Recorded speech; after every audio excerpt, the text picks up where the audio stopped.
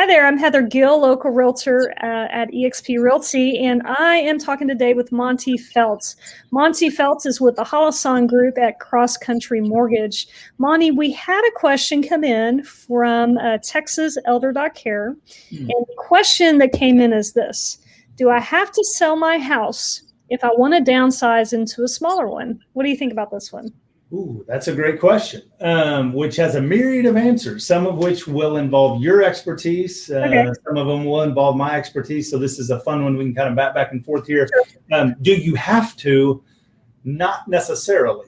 You might have to, but you might not. To make a long story short, you're going to need to talk to me. You're going to need to talk to Heather. We're going to need to talk to both people to see, because you might not have to sell it to downsize. You may be able to rent that out. And so Fannie Mae has a primary replacement guideline that allows us to take your primary residence that you have had, let's call that house number one, and your new primary residence, house number two, and replace that mortgage payment on house number one if you do three things. One, have a lease executed, have first month's rent, and have a security deposit on that by the time we're ready to give you clear to close and close on your new home. So that can help you from a debt to income, DTI perspective, to qualify. So you could lease that property out, build wealth in real estate, which is Heather's expertise. She can tell you all about that.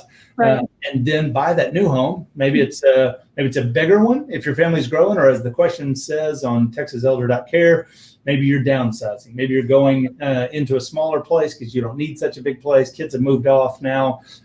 That's fine. Doesn't mean you couldn't have income from the home that your kids grew up in. And certainly if they don't want you to sell it, then that's great. You could do that and then move into another home, and you might just qualify even though you only have one income. So yeah, that could be an advantage, or it may be smarter to sell it.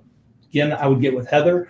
No matter where you are really in the nation, I would talk to Heather because she knows real estate and she knows this specific issue really, really well based on TexasElder.care. She knows the people that do that in their local markets the best, who can advise you in the best way.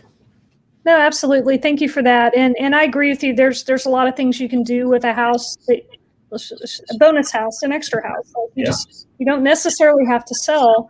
And yeah, you can make that a short-term rental. You can make it a long-term rental. Gosh, you could even just hang on to it as a legacy house, and you could rent it out when you're not there. I mean, so many different things you can do with real estate. It's really quite amazing. Yeah, absolutely. Absolutely. I love this question, and I loved your response. Thanks for giving us some things to think about, and appreciate your expertise in this area. For more information about Monty and getting some more of those kind of questions answered, you can definitely reach him at this office number here on the screen. You can also shoot him an email, and he'll be happy to get back to you. So, Monty, thank you so much for your help on this one. Yeah, it was a pleasure.